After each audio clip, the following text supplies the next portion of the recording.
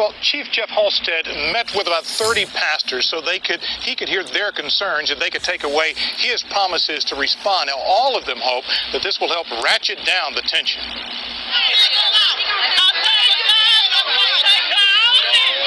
The police shooting of a father in front of his children could be the biggest strain on minority relations in many years in Fort Worth. Chief Jeff Halstead met with community and religious leaders with both sides, hoping to keep a bad situation from getting worse. It's going to take a lot of time, and I know people are impatient right now with time, but we have to have facts from an investigation, and we have to have continuing dialogue. That could be made easier by the police department's long-standing partnership with a group called Ministers Against Crime. Most of the pastors at today's meeting are members. It was my opportunity to hear directly from them what their concerns were, and they're very honest, they're very direct, and I think right now our concern is we have to let this family grieve, and we're really feeling for the children and what happened. The people in the African American and people of color neighborhoods feel very threatened about their contact with police officers. Former Fort Worth police officer Luther Perry also attended the meeting. He said Fort Worth police are losing trust and respect through their own actions, including the shooting. There is a perception that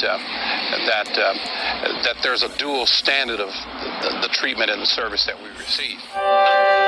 Perry also urges patience and calm as the investigation plays out. All sides hope ministers will spread that same message. It went good, but we have a lot of work to do. And Chief Halstead wouldn't discuss the investigation itself, but he is worried that the shooting could undo years of relationship building in southeast Fort Worth. And he said he thinks that reaching out directly to that community instead of holding a general press conference is the best way to start repairing any damage. Live in Fort Worth. Most of the time when you're assaulted by police officers, something like that, people get away with a lot of stuff. I'm glad that people just looked over it and kind of like disregarded the badge and just looked at him as a regular person. He kind of got treated like everybody else. So I'm just happy that something happened and we got our justice.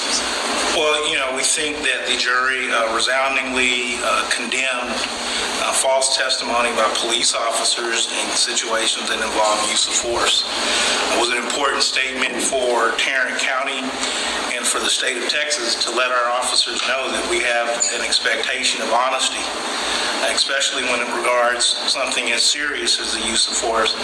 And what happened to Mr. Newsom was a tragedy.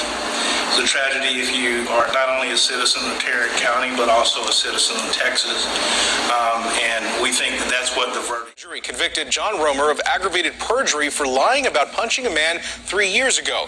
He told a grand jury that he had informed Henry Newsom that he was under arrest before wrestling him to the ground. But the video shows that's not the way it happened. Newsom also testified that Rhomer never told him he was under arrest. Sentencing will take place next year. Rhomer was immediately fired from the police department after today's verdict.